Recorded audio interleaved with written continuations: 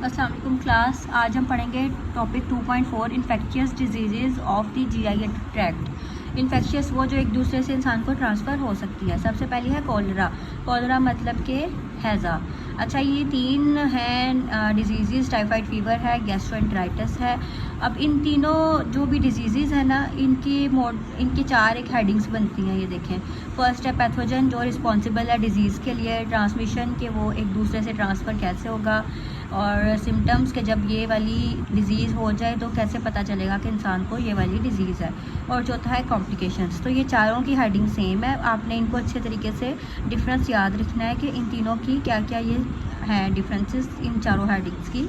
तो सबसे पहले हम कॉलरा है। कौन सा पैथोजन? पैथोजन मतलब कि वो कौन सा ऑर्गेनिज़म जो इस डिज़ीज़ के लिए रिस्पॉन्सिबल है, वो है विब्रो कॉलराई, एक बैक्टीरिया का नाम है। अच्छा, ट्रांसमिशन के कॉलरा एक दूसरे से कैसे ट्रांसफ़र होता है कि कॉलरा किससे ट्रांसफ़र होता है, उन्होंने लिखा है कंटामिनेटेड वाटर और फूड।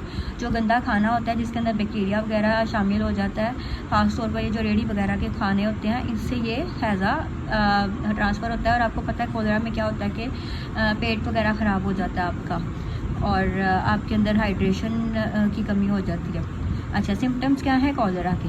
सीवियर डायरिया, कि आपका बहुत सख्त पेट ख़राब हो जाता है, वॉमिटिंग है, आपको वॉमिट होती है, आपका दिल ख़राब होता है, उल्टियाँ आती हैं, डिहाइड्रेशन, पानी की कमी हो जाती है, मसल क्रैम्प्स के मसल के अंदर पेन होती है, और फैटीग, थकावट होती है। कॉम्प्लिकेशंस के कॉलरा होने से क्या क्या मसाइल हो सकते हैं? कहते हैं कि जब डिहाइड्रेशन बहुत ज़्यादा हो जाएगी, डिहाइड्रेशन का मतलब है कि आपकी बॉडी में पानी की कमी हो जाएगी, तो डिहाइड्रेशन की वजह से शॉक, मतलब कि हार्ट अटैक वगैरह आ सकते हैं, किडनी फेलियर, आपकी किडनी फेल हो सकती है, और इलेक्ट्रोलाइट इम्बैलेंसेस के जो आपकी नमकियात की हैं वो इम्बैलेंस के ख़राब हो सकती हैं। उसकी जो बैलेंस होता है ना एक बॉडी में मेंटेन होता है, तो फ्लूइड लॉस होने की वजह से इलेक्ट्रोलाइट इम्बैलेंस हो सकता है। अच्छा, अब है सेकंड हमारे पास इन्फेक्शियस डिजीज़ है टाइफाइड फीवर। अब कौन सा पैथोजन, कौन सा रिस्पॉन्सिबल है टाइफाइड के लिए? Salmonella typhi.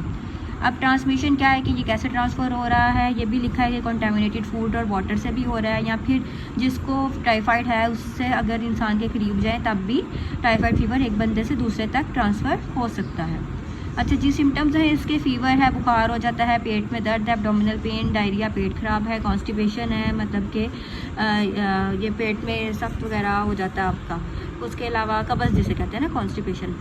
Loss of appetite, की भूख आपको नहीं लगती, भूख ख़त्म हो जाती है आपकी। हेडेक, आपका सर दर्द होता है। वीकनेस, बॉडी वीक हो जाती है, और थकावट हो जाती है, फटीग, थकावट कहते हैं। और रोज स्पॉट्स के बॉडी पे रेड कलर के धब्बे से बन जाते हैं निशान।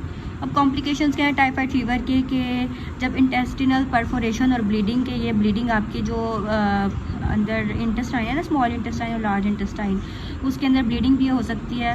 और अगर ये हो जाए तो आपकी एब्डोमिनल कैविटी, आपके पेट के अंदर इन्फेक्शन बहुत सीवियर हो सकता है। लीवर और स्प्लीन बहुत बड़ा हो सकता है, और ऑर्गन बड़ा हो जाए किसी भी वजह से तो वो भी इंसान को बिस्तर मर्ग पर भी डाल सकता है ना, बहुत उसके लिए ख़तरनाक साबित हो सकता है अगर किसी का कोई भी ऑर्गन स्वेल कर जाए। उसके बाद है गैस्ट्रोएंटेराइटिस। गैस्ट्रोएंटेराइटिस का पैथोजन कौन सा रिस्पॉन्सिबल है कि बहुत सारे वायरसेस और बैक्टीरिया, पैरासाइट्स वगैरह इस डिज़ीज़ के लिए रिस्पॉन्सिबल हो सकते हैं। और उन्होंने लिखा है कि अगर हम बात करें कि कौन से वायरसेस रिस्पॉन्सिबल हैं, तो उसमें रोटा वायरस है। बैक्टीरिया जो गैस्ट्रोएंटेराइटिस के लिए, पेट की बीमारियों के लिए ना, गैस्ट्रोएंटेराइटिस की गैस्ट्रो का मतलब है कि पेट की कोई भी बीमारी हो, तो बैक्टीरिया कौन सा रिस्पॉन्सिबल है? Escherichia coli, E coli. Parasite मतलब कि एंटोमियोबा हिस्टोलिटिका, ये है इसके पैथोजेंस रिस्पॉन्सिबल। ट्रांसमिशन क्या है गैस्ट्रोएंटेराइटिस की, कि कैसे एक जगह से दूसरी जगह इंसान के पास ट्रांसफ़र हो रहा है, कंटामिनेटेड फूड और वाटर की वजह से।